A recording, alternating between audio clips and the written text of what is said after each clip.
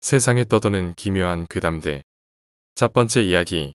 무당이 나의 배 위에서 뛰었던 이유는 내가 귀신에 홀려서다.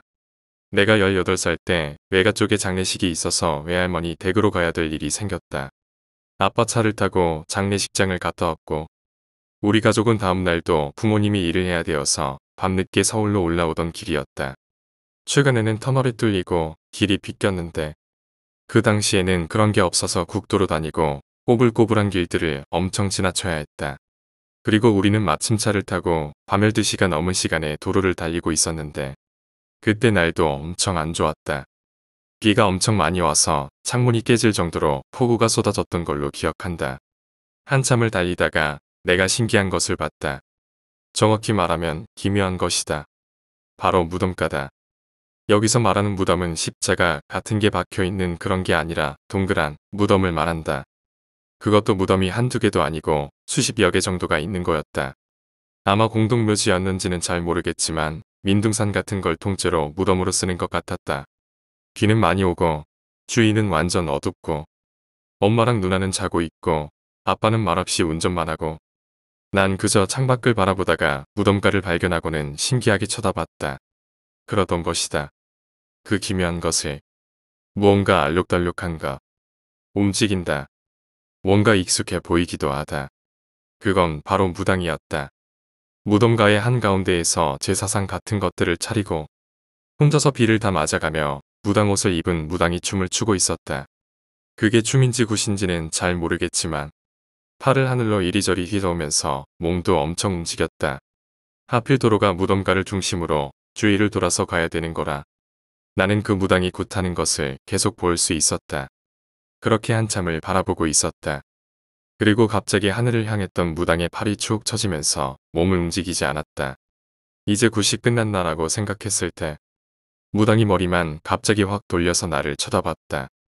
비가 와서 완벽하게 보지는 못했는데 무당의 얼굴이 피범벅인지 빨간색의 액체가 엄청나게 묻어있고 나를 째려보는 것 같았다. 물론 깜짝 놀란 나는 황급하게 누나를 깨워서 저것 좀 보라고 했지만 누나가 일어나는 순간 차가 터널 안으로 들어가 버려서 그 무덤가는 지나버렸다. 그리고 난 집에 왔다. 새벽 2시였나 3시였나. 아무튼 굉장히 늦은 시간이어서 우리 가족은 바로 집에 오자마자 다들 잠을 잤고 나 역시 내 방 침대에서 잠을 청했다. 그리고 시작됐다. 가위가 말이다. 그것도 엄청나게 센 가위였다. 가위를 9살 때부터 눌렸던 나는 웬만한 가위를 다 견뎌내왔고 가위에 눌리면 보통 귀신이나 그 가위의 정도를 어느 정도 파악할 수 있다. 근데 정말 그 가위는 역대급으로 강력했다. 단순히 몸을 못 움직이는 것이 아니라 숨을 쉬는 것조차 가쁘고 코앞에 힘을 줘야 숨도 간신히 쉴 수 있을 정도였다. 내가 너무 피곤해서 그런 건가 싶기도 하고 아까 본 무당한테서 뭔가 나쁜 게 따라온 건가 싶기도 했다. 그리고 들렸다. 딸랑하는 방울 소리가 말이다. 방울을 엄청나게 흔드는 소리가 들렸다. 방울 소리를 듣자마자 바로 눈치챘다. 저건 무당이 굿할 때 흔드는 그 방울이라는 것을. 숨쉬기도 힘든 나는 가위를 풀기는커녕 눈도 꽉 감고 있었고 눈이라도 안 떠지면 다행이라고 생각했다. 그런데 눈이 저절로 떴다. 내 몸을 못 움직이게 하는 귀신은 많이 봤어도 내 몸을 움직이게 하는 정도의 귀신은 정말 15년 정도 가위 눌리면서 손에 꼽을 정도다. 그리고 내 침대 옆에는 누군가가 서 있었다. 얼굴은 피범벅의 눈까지 완전히 충혈되고 나를 죽일 듯이 원망하는 눈빛으로 째려보고 있었다. 그 무당 귀신과 눈을 마주치자 숨쉬기가 더 힘들어졌고 이대로 가다가는 내가 죽겠다 싶어서 숨 쉬는데 모든 힘과 집중을 다했다. 그리고 그 무당 귀신의 얼굴이 움직였다. 입가가 천천히 올라가더니 나를 보고는 시익 웃었다. 무당 귀신이 시익 웃자 이빨이 보였는데 잇몸도 다 터졌는지 입에서까지 피가 새어나왔다. 나는 계속 헉헉대면서 귀신을 쳐다볼 수밖에 없었다. 그리고 1분 정도가 지나자 무당 귀신이 움직이기 시작했다. 아까의 방울 소리는 이 소리였던 것 같다. 무당이 한 손에는 방울을 들고 자고 있는 내 옆에서 굿을 하기 시작했다. 강시처럼 제자리에서 뛰어대며 혼잣말로는 이상한 말을 중얼대고 특히 방울 소리가 날 미치게 만들었다. 방울 소리가 단순히 옆에서 들리는 것이 아니라 내 머릿속에서 우려댔다. 무당이 옆에서 구슬하면 할수록 나는 더 숨을 쉬기가 힘들었고 결국엔 기절을 해버렸다. 눈을 뜨니 다음날 아침이었고 나는 잠을 한숨도 못 잔 것 같이 피곤했다. 일어나자마자 엄마한테 무당 귀신 이야기를 해주었지만 엄마는 내가 평소에 가위를 많이 눌린 것을 알고 그날만 그랬을 거라고 생각하셨다.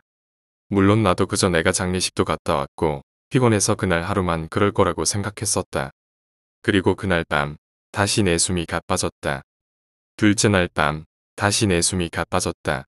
이번에 눌리는 가위는 물론 숨도 쉬기 힘들 정도로 강력했지만 좀 특이한 점이 있었다. 바로 분명 눈을 감고 있는데 앞이 보인다는 것. 그리고 2시가 되어서 문 밖이랑 집안, 그리고 집 밖에 뭐가 있는지까지 다 보인다는 것이다. 내가 육체 이탈을 한 것인지는 잘 모르겠지만 아무튼 집의 구조와 안방, 누나방까지 다 보였다. 그리고 다시 그 소리가 들렸다. 방울소리가 머릿속에서 계속 울려대서 자꾸만 나를 미치게 만들었다. 밖에서부터 방울소리가 들렸다. 우리 집은 아파트 5층인데 복도 쪽에서 방울소리가 들렸다. 그리고 점점 우리 집 쪽으로 다가왔다. 집 문 앞에서, 집 안에서, 거실에서 방울소리가 들렸고 거실을 쳐다보니 그 무당이 서 있었다. 무당은 곧바로 내 방으로 다가왔고 무당이 걸을 때마다 방울소리도 같이 들려왔다. 나는 너무 무서워서 마음속으로 살려주세요만을 외치고 있었는데 무당은 내 말을 못 듣는 것인지 무시하고 있는 것인지는 잘 몰랐지만 아무튼 결국 내 방 안으로 들어와 버렸다. 무당이 자고 있던 내 옆에 서 있다. 그리고 또 굿이 시작됐다. 무당은 입으로는 자꾸 이상한 소리를 내면서 제자리에서 뛰어댔고 나는 그럴수록 숨도 쉬기 힘들어지고 머리도 어지럽고 미칠 지경이었다. 그렇게 30초 정도를 혼잣말로 흥얼거리며 구슬하다가 무당은 내 침대 위로 올라왔다. 정확히는 내 배 위로 올라왔고 내 배를 밟았다. 그리고 내 배 위에서 뛰었다. 누가 자고 있는데 내 배 위에서 뛰는 것은 정말 빡치는 일이다. 그것도 하필 내 몸이 움직이지도 못하고 정신은 깨어있고 뛰는 대상까지 사람이 아니라 귀신이라면 더욱 그렇다. 무당이 뛰면 뛰일수록 배가 아플 줄 알았는데 오히려 머리가 아파왔다. 정말 터질 듯이 아팠다. 숨도 점점 쉬기 힘들어졌다. 그리고 결국 나는 어제처럼 기절해버렸다. 다음날 아침 잠에서 깨어나도 머리가 계속 아파왔다. 엄마한테 일어나자마자 전날 밤에 얘기를 해주었고 엄마는 그제서야 좀 믿는 듯 하였다. 머리에 열도 많이 나서 우선은 병원 먼저 갔다. 병원에는 감기로 인한 고열이라고 판단하고 해열제를 먹고 링거를 맞았다. 한 3시간 정도 맞았나. 해열제랑 링거 덕분인지 낮잠을 자고 일어났다. 퇴원을 하고 집에 오는 길에 다시 몸이 아프기 시작했다. 병원에 방금 나왔는데 다시 병원에 가서 링거를 또 맞기에는 좀 오바인 것 같았다. 그리고 무엇보다 이건 내가 봐도 단순 감기 문제가 아닌 것 같았다. 집에 가니 엄마가 있었고 엄마랑 나는 결국 무당 집에 가기로 했다. 집에서 버스를 타고 두정류장 정도에 위치한 곳에 갔다. 서거 문드러질 놈아. 무당이 날 보자마자 바로 욕을 박아댔다. 평소 같았으면 나도 덩달아 빡쳐서 욕을 박았지만 그 당시에는 몸이 너무 아파서 그냥 짜증만 났다. 대충 무당이랑 이런저런 이야기들을 했고 무당한테 무당 귀신 이야기를 하니까 화난 표정이었던 무당의 얼굴이 바로 굳어버렸다. 평소에는 반말만 썼었던 그 무당이 갑자기 우리 엄마한테 존댓말을 쓰면서 죄송하지만 이건 제가 해결할 수 있는 수준이 아닙니다. 라고 하는 것이다. 무당의 말은 대충 이랬다. 무당끼리도 각자 모시는 신들이 있는데 그 무당이 모시는 신은 무당 귀신을 잡을 정도의 힘을 가진 신이 아니라서 자기가 내쫓을 수 없다는 것이다. 그러고는 갑자기 다른 방에서 뭔가를 가져왔는데 명함이었다. 다른 무당의 명함을 주었다. 이쪽으로 가라고 말이다. 근데 그 무당이 준 명함의 주인이 내 친구 엄마의 명함이다. 우리 엄마는 친구 엄마한테 피해를 너무 끼치는 것 같다고 잘 찾아가지 않았는데 이번에도 가야 되나 말아야 되나 계속 고민을 했다. 일단은 집으로 돌아가기 위해 택시를 탔다. 택시를 타고 집에 가고 있는데 마침 나한테 전화가 왔다. 내 친구였다. 우리 엄마가 니네 엄마 좀 바꿔달래. 어떻게 친구 엄마가 알아냈는지는 잘 모르겠지만 아무튼 전화번호가 없어서 친구 핸드폰으로 나한테 전화를 건 것이었다. 우리 엄마와 친구 엄마가 통화를 했고 내용은 부담 없이 얼마든지 와도 된다는 것과 지금 상태를 봐야 될 것 같으니 친구 엄마가 직접 우리 집으로 오겠다는 내용이었다. 우리는 집에 돌아왔고 얼마 지나지 않아서 친구랑 친구 엄마가 같이 우리 집에 찾아왔다. 옷차림도 무당 차림이 아니라 그냥 평범한 동네 어머니들 옷차림이었다. 그러고는 나를 보더니 내가 진짜 손님이었으면 뺨이라도 한 대 쳤을 텐데 이러셨다. 친구 엄마가 하는 말은 내가 지금 상태가 심각한데 귀신 중에서도 무당 귀신 정도면 꽤나 상위 클래스라는 것이었다.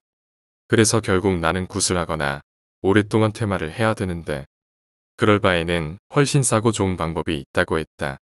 바로 절에 가는 것. 집 앞에 남한산성이 있는데 거기 산 중간쯤에 청운사라고 있다. 그 청운사에 가서 쥐지 스님한테 전화해 줄 테니 찾아가라고 하셨다. 몸도 아파 죽겠는데 산을 오르라니 진짜 지옥같이 힘들었다. 엄마랑 나는 청운사에 갔고 절의 입구에서 한 스님이 나를 기다리고 있었다. 우리는 스님이 안내한 방 안으로 들어갔고 그 방 안에는 무슨 이상한 도깨비들이랑 동자 스님들이랑 큰 부처님들의 동상들이 가득했다. 그 방 안에 들어가자마자 머리가 너무 조이는 듯이 아팠고 너무 아파서 입에서 신음소리가 저절로 났다. 스님은 내 앞에서 향을 피우더니 염주를 만지시면서 불경 같은 것을 외웠다. 향냄새 때문인지 불경 때문인지 시간이 지날수록 내 몸이 가벼워졌고 머리의 통증도 가라앉았다. 그러고는 부적 같은 것을 써주고 절에 달력을 주었다. 부적이랑 달력에는 절 고유의 냄새가 아주 진하게 박혀 있었는데 잘 때 이 달력을 내 방 문에 걸어놓고 부적은 문 말고 문 바로 앞 천장이나 문 위에 공간이 있으면 거기에 붙이라는 것이었다. 우리는 시키는 대로 했고 산에서 내려올 때는 정말 몸이 가벼워서 다 나은 것만 같았다. 그리고 그날 밤 나는 또 가위에 눌렸다. 3일 연속으로 가위에 눌렸지만 이번에는 그리 강력한 가위는 아니었다. 적어도 숨을 가쁘게 쉴 정도는 아니었다. 다시 방울소리가 났다. 다시 투시가 되었다. 다시 무당 귀신이 다가왔다. 무당 귀신은 집 안으로 들어왔고 거실로 왔다. 그러고는 내 방으로 오겠지 싶었는데 이번에는 좀 달랐다. 내 방이 아니라 누나방 쪽으로 몸을 돌렸다. 그러고는 누나방 앞에 서서 고개만 방문으로 들이대더니 다시 뺐다. 아마도 내가 누나방에서 자고 있었는지 확인한 것 같다. 이번에는 안방으로 갔고 안방 앞에서도 똑같이 고개만 방 안으로 들이대더니 다시 뺐다. 그러고는 거실을 혼자 서성이며 돌아다녔다. 귀신이 발을 뗄 때마다 방울소리가 들려왔고 혼잣말로 뭔가를 중얼중얼거리면서 돌아다녔다. 그러고는 갑자기 윽하고 내 방 쪽으로 고개를 돌렸다. 귀신이 내 방 앞으로 다가왔다. 주머니에서 무슨 부채 같은 것을 꺼내더니 방문을 녹가듯이 툭툭 쳤다. 갑자기 녀석이 양손으로 내 방문을 때렸다. 그러고는 방문을 부술기세로 쳐댔다. 손으로 발로 계속 쳐댔다. 문에 매달아 놓은 달력 때문에 내 방으로 못 들어오는 것 같았다. 근데 문제는 귀신이 문을 칠 때마다 달력이 흔들려 떨어질 것만 같았다. 녀석은 정말 계속 방문을 쳐댔고 결국 문에 매달아 놨던 달력이 떨어졌다. 진짜 달력이 떨어졌을 때 내 간도 같이 떨어졌다. 마치 엄청난 악기의 봉인이 풀린 듯한 느낌이었다. 귀신은 문에 달력이 떨어진 것을 알았는지 갑자기 엄청나게 웃어댔다. 문이 열렸다. 귀신이 손잡이를 잡고 돌린 게 아니라 그냥 자연스럽게 바람에 문이 열리듯 열렸다. 그리고 귀신은 더 화가 났었다. 이번에는 정말로 나를 죽이겠다는 눈빛으로 째려봤다. 무당 귀신이 나한테 욕을 퍼부어댔다. 그것도 이상한 말투에 무슨 이상한 욕들이 있었다. 난생 처음 들어보는 욕들이었는데 무당 귀신이 굉장히 옛날 사람이었던 것 같다. 그런데 이상한 것은 무당 귀신이 내 방 안으로 들어와서 욕한 게 아니라 문 바로 앞에서 나를 째려보며 욕을 한 것이다. 나는 가위에 깨어나려고 온갖 수단과 방법을 다했지만 가위는 풀리지 않았다. 그저 누워서 욕만 계속 들었다. 무당 귀신은 한참을 나한테 욕을 퍼부어 대더니 결국 집 밖으로 나갔고 가버렸다. 나는 그대로 잠이 들었고 아침에 일어나 보니 달력은 정말 떨어져 있고 문도 열려 있었다. 달력을 다시 걸려고 했었는데 무늬에 붙인 부적이 보였다. 아마 귀신이 저 부적 때문에 내 방 안으로 들어오지 못했던 것 같다. 그리고 그 뒤로 무당 귀신은 내게 찾아오지 않았다. 두 번째 이야기. 폐병원의 담력 테스트. 아르바이트를 할 때 들은 이야기입니다. 당시 작은 동네에서 아르바이트를 하고 있었습니다. 그곳에는 비슷한 시기에 입사한 젊은 남자 직원이 있었습니다. 나이가 비슷해서 사이가 좋았고 재미있는 이야기도 많이 해주었는데 그 중에 무서운 이야기가 하나 있었습니다. 그 직원이 대학생일 때 유명한 심령 스팟인 폐병원이 하나 있었다고 합니다. 어느 날 친구 3명과 담력 시험을 한다고 그곳에 갔던 모양입니다. 시간은 밤 12시. 손전등 2개만 가지고 폐병원을 탐험했습니다. 폐병원이라고는 하지만 그렇게 폐허 같은 분위기는 아니었습니다. 담력 시험을 하러 온 사람들의 낙서는 있었지만 생각보다 정리가 잘 되어 있었습니다. 그런데 오히려 그런 모습이 아직 병원이 운영 중인 것 같은 느낌이라 더 무서웠다고 합니다. 병원 안에서 느낌 두려움을 감추기 위해 서로 겁을 주기도 하면서 시끄럽게 떠들면서 돌아다녔습니다. 딱히 심령 현상도 없고 별일 없이 4명 다 무사히 병원을 빠져나온 모양입니다. 4명이 모두 차에 탄 것을 확인하고 돌아가기 위해 출발했습니다. 담력 시험의 감상을 이야기하면서 차를 몰고 있었습니다. 그런데 조금 큰 길로 나왔을 때 갑자기 경찰차가 사이렌을 울리면 빠르게 쫓아왔습니다. 거기 앞에 가는 차. 멈춰요. 굉장히 무섭게 말했답니다. 속도 위반을 한 것도 아니고 딱히 운전에는 문제가 없었기 때문에 무슨 일일까 하며 차를 세웠습니다. 그러자 경찰차에서 내린 경찰이 얼굴을 새빨갛게 화가 난 얼굴로 외쳤다고 합니다. 무슨 짓이야. 차 지붕에 사람을 태우면 얼마나 위험한지 알아? 세 번째 이야기. 하나도 안 무서운 가위 눌림 귀신 이야기. 저는 귀신을 전혀 믿지 않습니다. 사후세계도 믿지 않고 영혼도 믿지 않아요. 하지만 청소년기에 가위 눌림 얘기를 하면 귀신이 있을지도 모르겠다는 생각을 하기도 합니다. 집은 평범한 주택이었습니다. 2층과 반지하, 평수는 30평도 안 되지만 작은 마당도 있는 평범한 집이었죠. 그 집에서 중학교 고등학교도 모자라 입대하기 직전까지 일주일에 5회 이상 가위를 눌렸습니다. 가위를 눌리는 장소도 일정해서 방에 누웠을 때와 소파에서 잘 때는 거의 100%였습니다. 하지만 전혀 무섭지 않아서 귀신이 보이거나 환청이 들리거나 하는 것도 아니어서 그냥 청소년기 성장통인가 했습니다. 그래도 간혹 한 달에 한 번쯤은 환청이 들리고는 했는데 항상 초등학생쯤 되는 남자아이 2명이 수근거리는 소리였습니다. 간혹 이제 그만할까 하면 한 명이 그래 그러자라고 대답했고 그러면 어김없이 가위에서 깼습니다. 무섭지는 않았고 그냥 꿈을 반복해서 꾸나 했습니다. 하루는 저녁을 먹다가 가위 눌림 얘기를 했습니다. 이번엔 좀 길었다.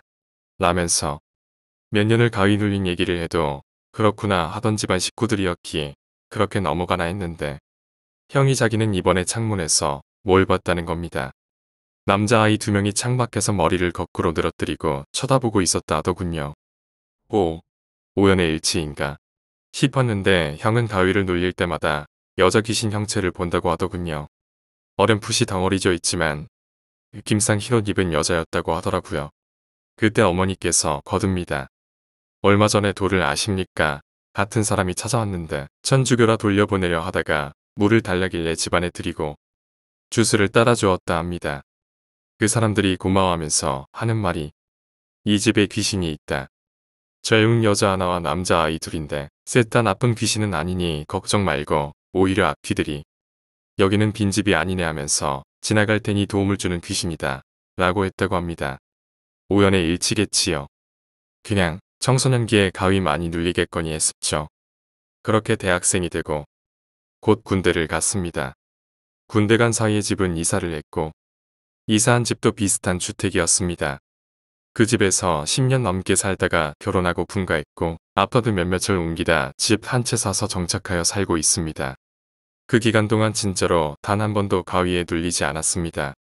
이런 거 보면 귀신이 있을 수도 있겠다 라는 생각도 해봅니다. 가위 눌리는 게 반복되는 그게 또 나름의 재미라서 저는 가위 눌리는 게 반가웠어요. 그래도 가장 심했던 날이 기억나는데 그때는 아이들 소근거리는 소리가 매우 컸고 무엇보다 피냄새가 진동을 했었죠. 피냄새가 불길해서 엄청 저항했는데 그날따라 잘 풀리지도 않았습니다. 그러다 마지막에 역시 같은 레파토리로 이제 그만할까? 라고 한 놈이 말하고 다른 놈이 그래 불쌍하니까. 라는 대답을 듣고 깨어났습니다. 네 번째 이야기. 내 왼손은 진짜일까? 내가 어렸을 때 내가 자는 방은 영의 길, 영원히 지나다니는 길이었던 것 같다. 그 방에서 기분 나쁜 일이 여러 번이나 있었다. 제일 강렬한 체험은 12살의 여름. 언제나처럼 빨리 이불 속에 들어가 꾸벅꾸벅 졸고 있었는데 갑자기 왼손이 잡아당겨졌다. 이불 속에서 끄집어내지는 바람에 패닉 상태가 되어 있는 중 손목 부분에서 묵직한 아픔이 느껴졌다. 일본 병사 같은 차림새를 한 남자가 흐린 눈으로 일본도를 내려치고 있었다. 몇 번이고 똑같은 곳을 베었다. 그러다 이윽고 만족한 건지 내 손을 놓더니 붙박이장 쪽으로 사라져갔다. 나는 울면서 베어졌다. 베어졌어라고 말하며 부모님이 계신 곳으로 뛰어갔지만 부모님은 무슨 말을 하는 거야 라고 말씀하시며 나를 때렸다. 확실히 손목엔 상처가 하나도 없었다. 하지만 아픔은 있었다. 하룻밤 자고 일어나 보니 아픔은 사라졌지만 그 후로 내 왼손은 골칫덩어리가 되었다. 혹시 환지, 허팔다리라는 걸 알고 있는가? 다리나 팔이 절단된 사람이 없을 터인 발끝과 손가락 끝에 가려움을 호소하는 현상이다. 나는 그 반대로 가끔 손목부터 그 밑까지가 없는 듯한 감각이 들었다. 처음엔 신경에 이상이 있는 게 아닌가 생각했지만 중학생이 되어 야구부에 들어가 보니 있을 수 없는 일이 일어났다. 바깥쪽 수비에 있었는데 볼을 쫓을 때 글러브를 떨어뜨렸다. 감독에게 혼났지만 수비하고 있으니 또 떨어뜨렸다. 나는 떨어뜨렸다는 느낌이 없는데 정신을 차려보면 떨어져 있는 것이다. 그 밖에도 자전거에 타고 있을 때 밸런스가 무너져서 넘어지기도 했다. 왼손을 쓰는 게 무서웠다. 사진을 찍을 땐 나도 모르게 왼손을 감춘다. 안 찍히지 않을까 하는 예감이 있기 때문이다. 합숙 중 내가 모르는 사이에 사진이 찍힌 적이 있다. 그걸 찍은 친구가 창백해진 얼굴로야 이거라고 하길래야 결국 이란 생각을 하며 조심스레 사진을 받았다. 캠프장의 강변에서 놀고 있는 사진이지만 서 있는 나의 왼손은 손목까지밖에 없고 그 밑은 발 주변에 떨어져 있었다. 5번째 이야기. 남자의 사진. 벌써 10년 정도 되었으려나 친구가 갑자기 나 혼자 여행 간다라는 말을 꺼냈다. 산지 얼마 되지 않은 디카를 당장이라도 쓰고 싶었던 거겠지. 나는 별 생각 없이 잘 갔다 와라는 말을 하며 보냈다. 그런데 3일 정도 예정이었던 여행이 4일이 지나고 5일이 지나도 돌아오기는커녕 연락도 없었다. 결국 친구의 가족은 경찰에게 찾아달란 요청을 했다. 일주일 후 친구는 발견됐다. 익사체가 되어 해변에 올라온 A. 메고 있던 가방 속의 내용물로 신원이 판명되었다고 한다. 며칠 후 A의 장례식 날 갑자기 경찰이 날 불러세웠다. 무슨 일인가 하니 어떤 사진을 보여주며 이 남자를 모르는가라고 물었다. 거기에 찍혀있는 건 웃는 얼굴을 한 친구와 본 적도 없는 30대 정도의 수염난 남자. 이 사진은 아무래도 친구의 디카 메모리에서 복원된 것 같았다. 그러니까 다시 말해서 이 사진은 친구가 죽기 직전에 찍은 것이 된다. 그 밖에도 여러 비슷한 사진이 있었다. 혹시 이 남자가 A를 죽인 건가? 그 남자와 전혀 면식이 없다는 걸 경찰에게 고하자 역시 그렇습니까? 라는 반응. 대체 이 남자는 누굽니까? 나의 물음에 경찰은 알려줬다. 이 남자는 10몇 년 전에 A가 간 여행 장소에서 행방불명이 된 남자고 지금도 경찰이 행방을 찾고 있다고. 이 남자가 누군가 애초에 살아있는가 죽어있는가도 모른다. 단 하나 확실한 건 A가 이 남자와 만난 직후에 수수께끼의 죽음을 맞이했다는 것이다. 6번째 이야기. 산의 정령. 그가 아직 20대 초반이었을 때 젊음에 의지하여 혼자 등산하는 것에 몰두했다. 날씨가 나쁘든 설선이든 처음 세운 계획은 반드시 수행하고 만다. 가 목표란 마구잡이로 등산했다고 한다. 그러던 어느 날 언제나처럼 등산 계획을 세우던 중 좋은 분위기가 되어 가고 있던 여자가 같이 가고 싶다고 했다. 솔직히 민폐라고 생각했지만 반에서 약해진 맘에 수락했다. 세웠던 계획은 재검토하고 산은 초보자도 오를 수 있는 산으로 골랐다. 필요한 장비를 사러 가거나 산에 대한 지식을 말하자 그녀는 존경스러운 눈빛으로 그를 바라보았다. 정직하게 말하자면 우쭐해졌다. 하지만 실제로 산에 오르기 시작하자 그녀의 페이스가 너무나도 느렸다. 처음엔 상냥하게 말을 걸었지만 그러는 동안 그녀는 지친 건지 빈번하게 휴식을 요구하게 됐다. 물도 벌컥벌컥 들이켜 마셨기에 가져온 물통은 금방 텅텅 비었다. 그가 자신의 물통도 건네주자 그것도 점점 다 마셔버렸다. 세웠던 계획대로는 전혀 진행되지 않아서 그는 점점 짜증이 나기 시작했다. 또다시 그녀가 쉬자고 말했을 때 펑 터진 것처럼 그는 화를 내며 소리쳤다. 바로 20분 전에도 쉬었잖아. 이래서는 언제까지고 정상에 오를 수 없어. 오르기는커녕 텐트를 칠 장소에도 도착하지 못해. 그녀는 놀란 건지 울음을 터뜨리고 말았다. 그는 네 멋대로 쉬어 라고 말하며 먼저 오르기로 했다. 잠시 후 올라간 곳에서 맑게 흐르는 물을 발견했고 그는 손으로 떠서 그 물을 마셨다. 물통은 여자가 갖고 있었고 실은 굉장히 목이 말라 있었다. 왜 그렇게 짜증이 났지? 마치 뭐에 씌인 것 같았어. 물을 마시고 나자 갑자기 진정됐다. 평소에 자신을 되찾은 그는 급히 그녀가 있는 곳으로 돌아갔다. 하지만 쉬고 있을 터인 그녀의 모습이 보이지 않았다. 설마 헤매고 있나? 길을 잘못 들었나? 어딘가에 미끄러 넘어져 떨어진 건. 싫은 상상이 머릿속을 맴돌았고 그는 급히 주변을 찾기 시작했다. 그러는 도중 몇 번이나 이름을 불렀지만 그녀로부터의 대답은 없었다. 몇 번이고 길을 왔다리 갔다리 하면서 설마 화나서 돌아걸었나? 라고 생각했지만 도중에 있었던 힘든 곳을 그녀가 혼자서 통과했으리라고는 생각할 수 없었다. 참고로 통나무 하나로 된 다리. 그녀는 여길 굉장히 무서워해서 꽤나 건너려고 하지 않았다. 그는 눈물이 날 정도로 후회했다고 한다. 왜 처음으로 산에 오르는 여자애한테 그런 짓을. 난 왜 이렇게 자기중심적인 남자냐. 그토록 기대해 주었는데. 만약 그녀에게 무슨 일이라도 생겼다간 난 더 이상 살아갈 수 없어. 문득 발자국 소리에 정신을 차리고 얼굴을 들어보니 등산객으로는 보이지 않는 노인이 걸어가고 있었다. 노인은 그를 향해 스윽 손을 올리며 손가락으로 무언가를 가리켰다. 마치 저쪽이다라고 하는 것처럼. 그 손가락은 길에서 벗어난 숲속을 가리키고 있었다. 그는 노인이 가르쳐준 곳을 향해 걸어갔다. 그러자 노인은 또다시 손가락으로 방향을 지시했다. 그쪽으로 향하자 또 가리키고 또 향하고 가리키고. 그러자 거기엔 그녀가 있었다. 그녀는 나무의 뿌리에 발이 걸려 넘어졌고 거기서 벗어나기 위해 발버둥치고 있었다. 괜찮아. 곧 떼어줄게. 라고 다리를 당겼다. 하지만 당겨도 떼어지지 않았고 등산화를 벗기고 나서야 겨우 벗어날 수 있었다. 괜찮아. 미안해. 정말로 미안해. 그가 말하자 그녀는 나야말로 미안해라고 말했다. 안심한 그는 아까의 그 노인에게 감사의 인사를 전하기 위해 뒤를 돌아보았다. 하지만 거기엔 아무도 없었다. 그녀에게 물어봐도 노인 같은 건 본 적이 없다고 말했다. 길에서 벗어나 숲속을 걷는 도중 나무의 뿌리에 발이 걸려 넘어졌다고 했다. 그가 부르는 소리도 들리지 않았고 아무도 지나다니지 않았기에 정말로 무서웠다고도 했다. 그 후 그녀의 다리는 염적까진 아니더라도 상처는 입었기에 결국 그날은 근처에 있는 오두막에 묵었다고 한다. 그녀와는 무사히 화해도 하고 다음날 산을 내려갔다. 그 후 그는 혼자만의 등산도 계속하면서 그녀와의 등산도 즐기게 됐다.